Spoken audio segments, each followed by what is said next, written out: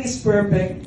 In His grace, depression gives way to direction, anxiety and anger to acceptance, worry to worship, fear to faith, forgiveness and fellowship, suffering to surrendering and salvation, hate to healing, and pain to prayer, praise and purpose. Ultimately, cancer yield to the transformative power of Christ. Thank you, Jesus, for your perfect timing.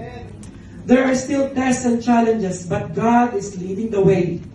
God is keeping sending the right people to help me, and God continues writing the story of my life with a great purpose. I used to pray, Lord, I'm ready to go home in heaven. But now my prayer is different now. I pray a life to live, to serve you, to serve your people, to bring them to your kingdom, to praise and glorify you. And when you call my name, Francis, it's time for you to go home. Amen.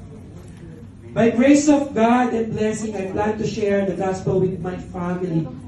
Upon returning home, nurture my spiritual life and build a Mount Zion Church in my hometown. Amen. At nag-start na siya actually. Yes. Thank you, Lord Jesus.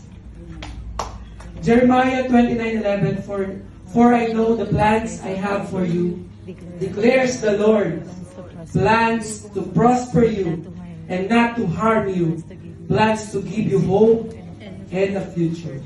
And this is the end of my lesson. Amen. Thank you, brothers.